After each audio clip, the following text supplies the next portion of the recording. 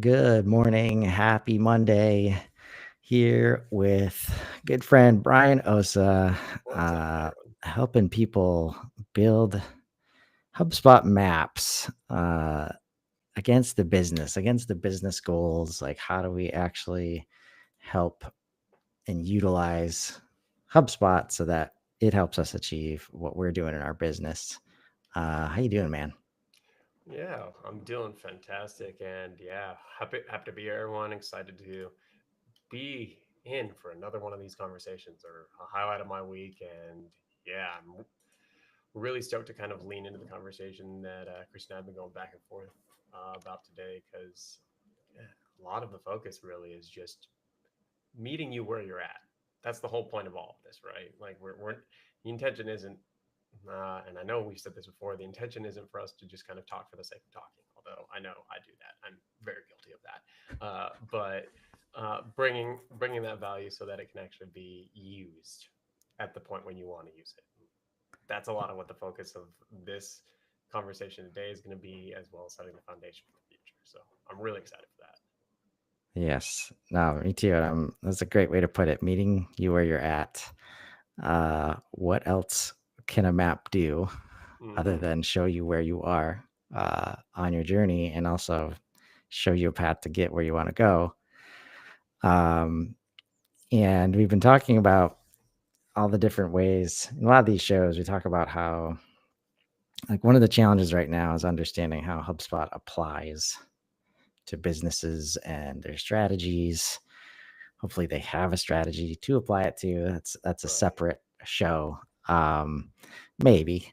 But like this understanding that a startup is very different from, a mom and pop shop is very different from Fortune 100 company. Let's just go the whole Mhm. spectrum, right? And everywhere in between, there are different uh, maturity levels, as you've been describing to me, that, I'm starting to connect it to, uh, I've seen some other frameworks talk about like build, grow, scale, Mm-hmm. right? We've got here optimize, continuous improvement, all these things. Like, clearly, if you're just getting started, like being mindful of continuously improving is important. But when you have no processes to continuously improve, What's the uh, point? probably not going to just like, okay, before we do anything, we're documenting all of our processes that we don't have yet, and then we can start using HubSpot. Oh, probably not a good idea. So take us through that today, and maybe I can ask some questions along the way. Yeah, that sounds great, and I'm happy to do it. But essentially, the genesis behind the conversation we're having today, in general, is just a bit of a research project that I've been putting together with lately, and that focus is really just distilling HubSpot down for a person who's looking to just kind of implement it into their business, and largely is getting started. You have some foundation going on, but you may have seen HubSpot or another tool and you're not really sure how to apply it. And so the concept behind all of this is really just pulling out, zooming out, and understanding everything you just said.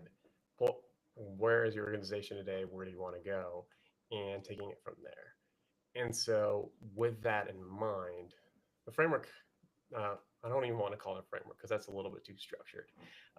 But the buckets that I kind of created were fivefold.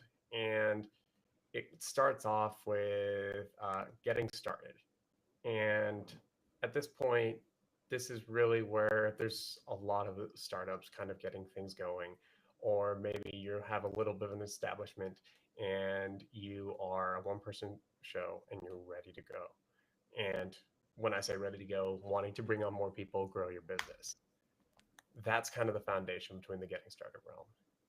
Then we start leaning into the growing your business. You've maybe grown up a little bit. You're bringing in about a million or 2 million ARR. You have a staff under you, but the things that you had put into place when you were getting started are now starting to break down. It's giving you some frustration. So you're looking for a little bit of, you want to clean all that up.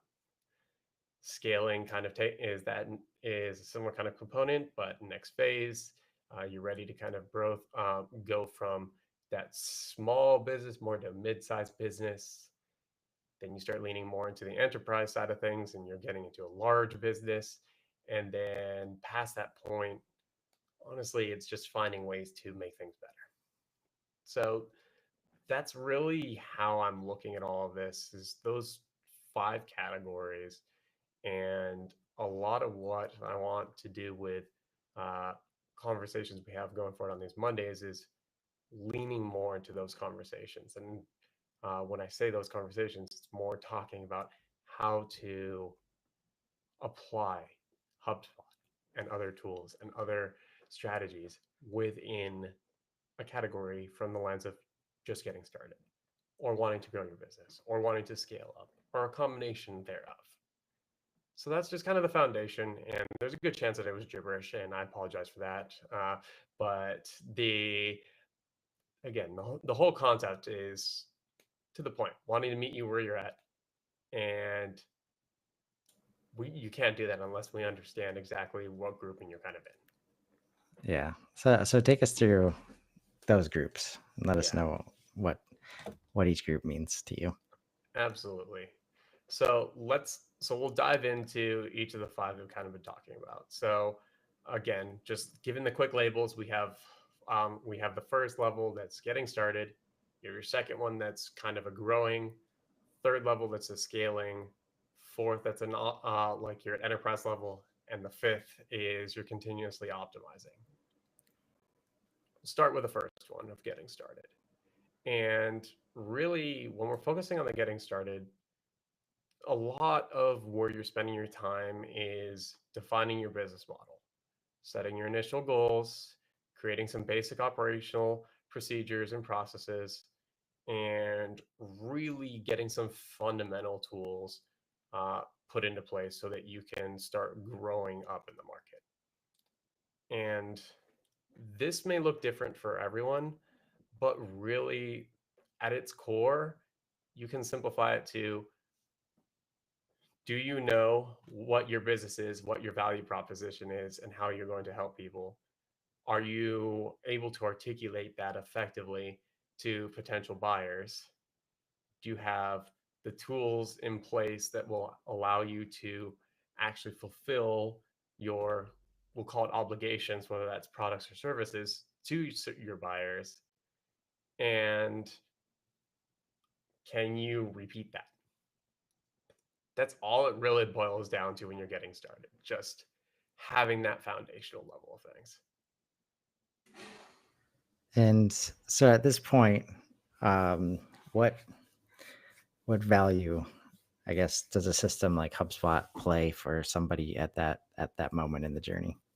Yes, good question.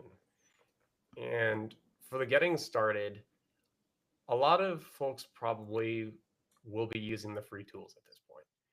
And HubSpot has the free software for exactly this in mind. And where you want to be paying attention to is making sure you're starting to do contact record tracking within HubSpot. Behind the scenes, it's a CRM and the ability to keep track of everything, whether it be marketing related things, deal related things, etc. You want to have that put into place. And that's probably the biggest thing that you want to be focusing on during this getting started phase. Secondarily, HubSpot has some components built into the sales side of things that are more task and action oriented. Being able to build out those tasks so that you can keep track of them and start getting in a good habit of documenting where you are, not where you are, but documenting the steps involved with your delivery is really going to help you as you continue to grow. Yeah. No, I think that's a great way to say it. Because at this point, you're probably, hopefully, you're doing, you may not call it this, it may take a lot of different forms with this voice of customer concept. You're interacting with the market, you're interacting with customers to understand like who you are, who they are, and what business is being done, what value is being exchanged. And while, of course, it can be very easy to track certain data points like contact information and even meeting times, and we can rely on our Google or our Outlook calendar. We can Hmm. go look back and say I had 10 meetings, but the fact that it's in these different systems, like it's free HubSpot, right? Can do this, and it's going to do it much better because now it's all in the same place. And instead of forwarding emails around, as an example, to say, "Oh, this customer said this," right? It's on the record, right? It's Hmm. in HubSpot. It's in the system of record. And now we're sharing the same links no matter who shares it from that place. It's always the same share instead of like, "Oh, were you copied on that email?" Uh, yeah, the one I forwarded at like 12:30 p.m. last Monday. Hmm. Yeah, all that stuff. Like, one of the biggest realizations was watching that happen in real time, like with a sales leader, like 15 minutes trying to find a communication in Outlook. I was like, oh my God, like Hmm. this value of we always know where to look for the communication, right? And really getting to the place that, especially when you're starting out, if it's not in HubSpot, it doesn't exist, right? If you can get there both from a communication perspective and the other perspective of basically project management, do we know what we're doing? Have we identified what we're doing, like internally and externally? And are we doing that each time, right? Tracking those tasks, tracking those activities. It's so much easier to boil down what HubSpot does when there's no other, preconceived business strategy or business understanding of what it does, right? So I'd say the last thing you want to do is build processes based off spreadsheets and email inboxes, because that's the stuff that we're about to see definitely gets in the way of how you adopt, HubSpot at higher levels. Yes, that's exactly right. And I really want to double down on the emphasis of like adapting and building processes at that point, because largely when you're first getting going and it's just you, process, while it's valuable, and don't get me wrong, I really like having structure behind things, but there's a degree of process can be the enemy. And that is why you see a lot of times with like different companies that are kind of growing up or scaling up, is you're using multiple tools that do the same thing. You may have an Asana and a Monday and a Jira all doing your project management, just siloed across different teams when you're at a larger company. The reason for that is because you're adopting whatever makes sense for you in the moment. And when you're doing, and what makes sense for you in the moment is just, how can I get from where I am to where I want to go with the least amount of friction possible. And so getting started, the important thing to keep in mind there as you're adopting these tools is to not go widespread and just pick up anything that you see under the sun. It's really to pick a few tools and just use them for as much as you can and learn as much of them as you can. And then once you get past the ability of just like, okay, well, this doesn't do everything I want it to do, that's when you start leaning out. And so what I encourage a lot of startups to do that I work with is when is to pretty much have two tools. You have your Google Workspace, which manages all of your files, your email and your calendar. And then you have HubSpot, which manages your CRM, and you can use it for project management and marketing and everything else from there. Yeah. Then if you're really adamant about having a dedicated project management tool, which honestly I think is a good idea, but if that's a little overwhelming and daunting, you can do some basic project management in HubSpot. But if you're adamant about doing that, immediately lean into ClickUp, because ClickUp is, it has your project management and has the ability to do flowcharts and a variety of other tools there. But as you're starting to move out of that space and you're getting more into that growth phase, that's when you start looking more into building out a little bit more processes and getting things scaled up, because you've already finished that foundational part. And this is kind of the soft transition from that maturity level 1 to that maturity level 2. And you've already had that put into place, and you've successfully been able to repeat your business. Maybe you have your HubSpot portal in place. Maybe you have a ClickUp or an Asana in place. It's messy, but honestly, you don't care because it got you to where you are today, and that's fine. The key part of that maturity level 2, just growing this business, is that you have some traction, and you're continuing to gain traction, and you're expanding your presence in the market. And the biggest thing that you want to try and tackle is repeatability. And there's a and like not only repeatability, I actually want to add an asterisk to that, but repeatability without losing quality. That's the most important part, because there's a lot, like I've seen too often, a marketing agency will come in, get to that growing place, hit 1 million in ARR, wants to get to 5 million ARR, and what's the first thing we do? Let's templatize all of our offerings. You do that, you're no longer offering value, because you're offering the same thing to every single client. It's just insert name here. Yeah. Cookie cutter. Everybody becomes a number. Then it's just about how many leads we can get in the top of the funnel. Like, Mm-hmm. I won't get started on how the word leads like causes a lot of that bad behavior.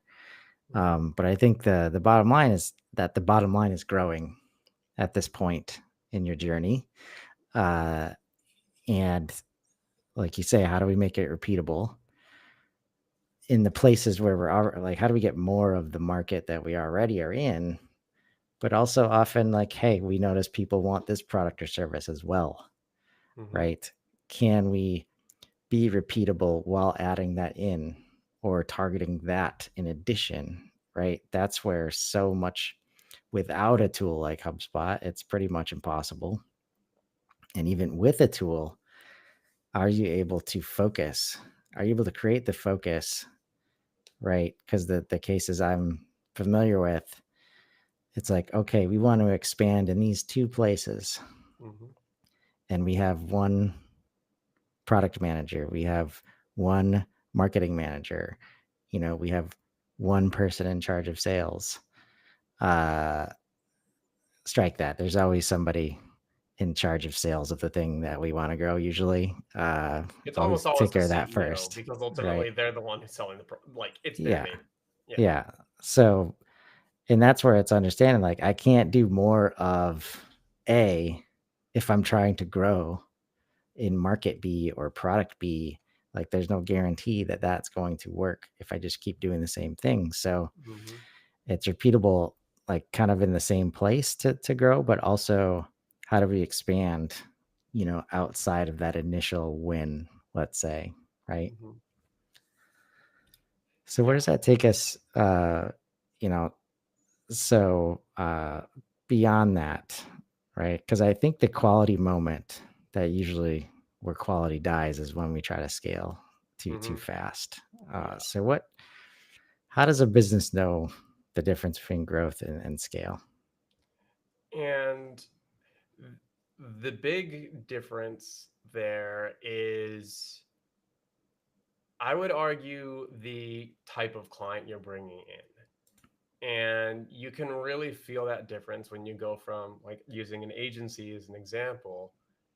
If you're used to bringing in clients who are project based, or maybe you have some retainers, but your retainers are like maybe 2,500 to 3,000 or 4,000 a month, you're not going to be at a scaling point until you're starting to bring in projects that are 30,000 for the project, and your retainers are somewhere around 10,000 each time you're doing it. And honestly, the big difference between the two is just a mindset. And that mindset comes with experience and just understanding where the challenge is within the market, and then how you're able to solve that challenge. And when you're able to figure that out for your business and articulate that effectively, that's when you're going to be able to start laying the seeds for scale. And then once you start scaling, everything you've kind of established for just that repeatability without losing quality, you really want to be leaning more into and making sure that you're doing that consistently over time. And it's at this point that for like the HubSpot side of things, that you probably want to have a sales pipeline that's put into play. And with each step within the pipeline, you're tracking all of the things that you need to have involved there, whether that's your calls or your emails back and forth, which should be done automatically. But more importantly, as you're moving your deal stages across, you're taking notes about these calls. And there's great tools out there. Like Fathom is one that I love using.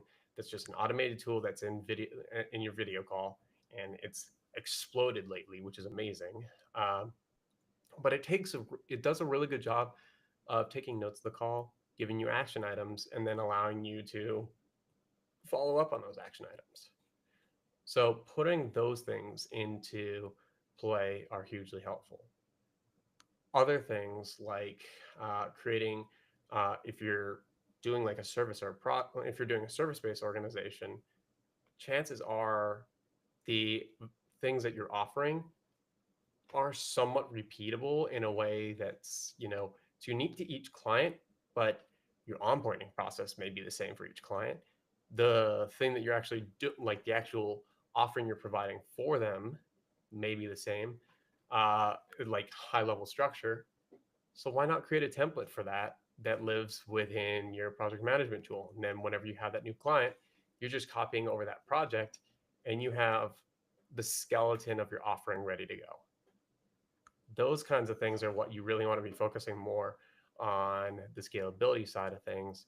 And then most importantly, documenting what those processes look like, because that documentation is going to really help you when you bring on new staff to help you bear the weight of this extra effort. They can read in, understand, okay, great, I know exactly what I need to do. And that can literally be as simple as, okay, we're implementing sprints. What do sprints look like for us? What do we need to plan for the sprint planning session? What do we need to plan for during the closing session? And what do we need to do day to day? Simply having those things put into place so that your team can plan for it and get used to it is a great foundation. Yeah. No, I think the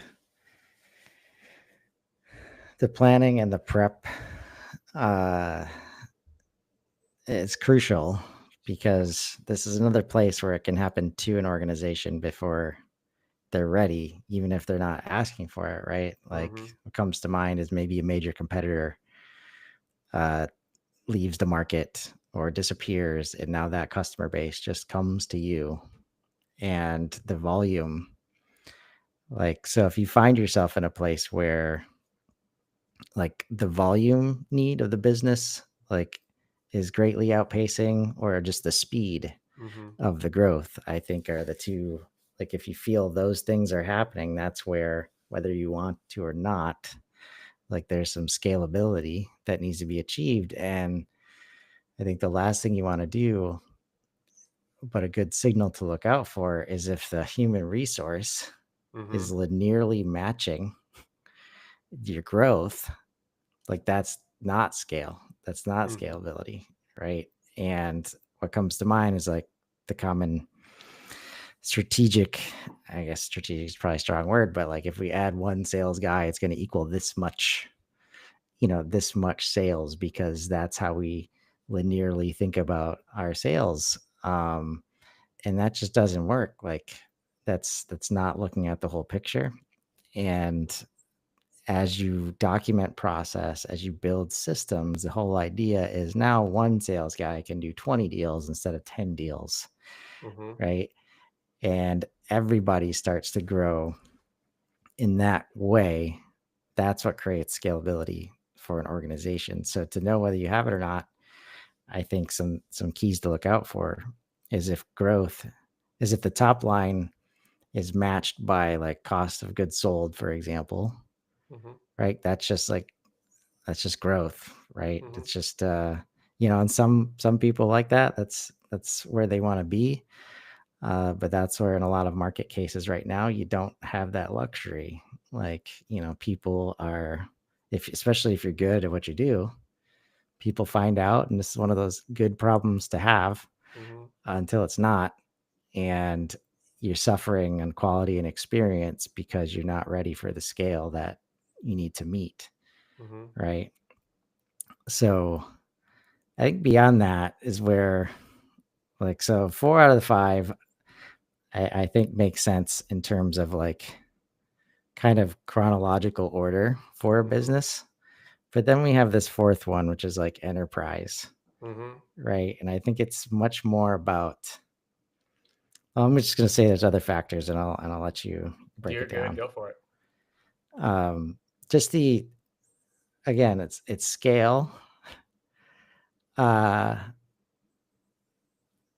but much more from like a human experience, more people involved in the Mm-hmm. same processes Mm-hmm. that uh, you used to crush it because you could just build one champion and they were always the decision maker and you could just Mm-hmm. drive it home. Now, no matter how trusting that one champion can be, there's 8 other decision makers, Mm-hmm. right? Process. There's more process involved on the buying side, as like now you have purchasing departments and Mm-hmm. accounting and legal and all these things that it's like, oh, we've got to deal with an entire organization now, Mm-hmm. right? To sell and service and support our product. Mm-hmm. Is that fair? Yeah, I would say that's fair. And once you get to the enterprise level, like I think you can boil it down to one word, and it's prioritization. And prioritization is important at every point, like at every phase of the business, because you want to choose where you are and aren't working on it. But enterprise is where you really start having the need for project management methodologies, like things like the Moscow method, which is like what must we do, what can we do, what do we want to do, etc. And the model that I really like leaning into is like a modified version of ICE: importance, criticalness, and effort.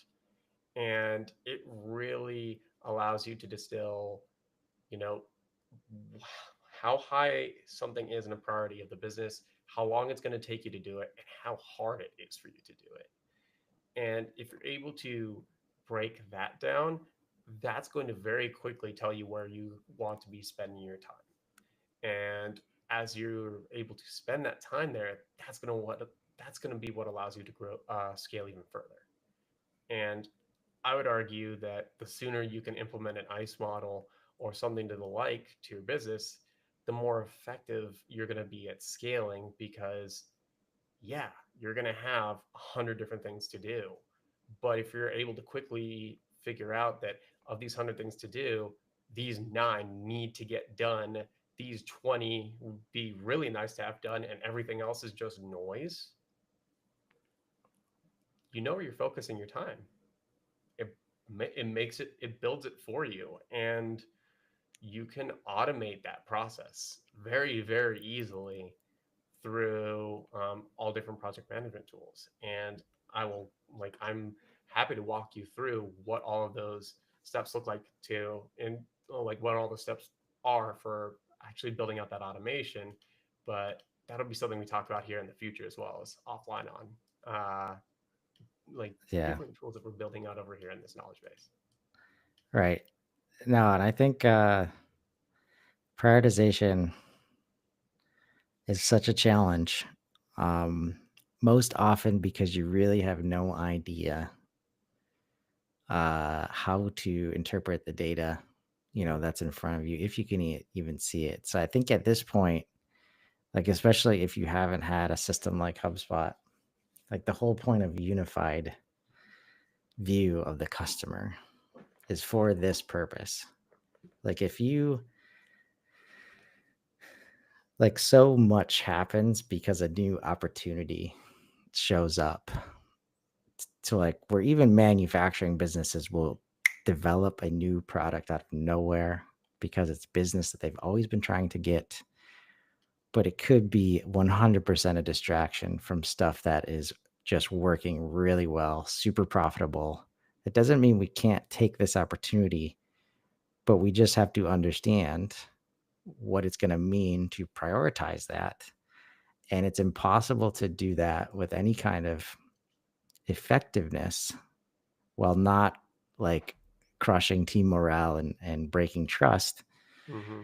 if there's no visibility, right? Because without that visibility, you don't see profitability data, margin data, costs that can very easily go through the roof, um, process gaps, right? Where people they're being pushed out of their comfort zone on their normal process day to day, which means now they're forgetting to get back to the customer, or they're Mm-hmm. getting way more emails now and they got to sift through this noise.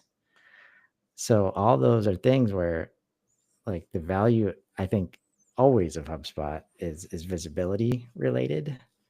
But here at this level, this is where, oh, so this is how many people are involved in the sales process, in the implementation process, in the success process. Oh, we're not anywhere near resourced for that thing you just said you want to do. It's a great idea, but we're not ready for that right now. How Mm-hmm. could we possibly prioritize that right now? Right. Mm-hmm. Or we really need to prioritize it right now. Where do we need to shift people around? How is that going to impact things that are already going on? How much do we need to invest to really prioritize this seriously? Right. Because I think that's the third thing. It's like, okay, we'll prioritize this. And then we end up half assing it because we don't have the resources we need Mm-hmm. to execute effectively. Right. And we don't realize the opportunity. It doesn't mean the opportunity wasn't there. It's we didn't execute well. Mm-hmm. Right. So I think all these things, again, it's all of the things, right? This is why you ask a platform to carry a lot of that load for you, or else it's going to be tough to survive as an enterprise. Mm-hmm. Yes, you're exactly right, and uh, just kind of bringing that all back full circle is that not all of this is easy, and we know that. That's why we're having these conversations, and uh, everything about what is going to be the conversation roadmap, at least for my point ahead, and what we're looking at here, is really based around trying to paint that map a little bit more for you. And so, with that in mind, there's a nice new tool that I'm slowly launching called the Cartographer that is literally a map maker for you and your business. And it's a piece of it's going to be a living, breathing piece of content that's intended to really show you how to do things, both from a strategical as well as a tactical point of view uh, across your business. And so, really looking forward to sharing access to that, which will probably be coming within the next week. But in the meantime, just really excited to take this step further and just show how to really enable your business step by step. Yeah, man, I'm excited. I know you've been working on this for a while. I think it serves a great need, in the ecosystem right now, and just happy to help you share the message. And in the meantime, I think it was a great show today. Thank you for laying the the foundational piece. That's what we're all about here. Let's build. We Mm-hmm. can't build much, without a good foundation to build on. Um, so just, I think job one is understand where you're at as an organization. Mm-hmm. Which one of these, buckets that we were talking about feels right, just off the cuff. Like don't even look at the P&L. Don't look at, like, you're in it every day. Mm-hmm. Like, which one resonates with you? And then just have a conversation with some others. Do they see it the same way? And through that kind of retrospective reflection, Mm-hmm. find those opportunities and let's go. Mm-hmm. Have a great day, everybody. Have a good one. Take care, all.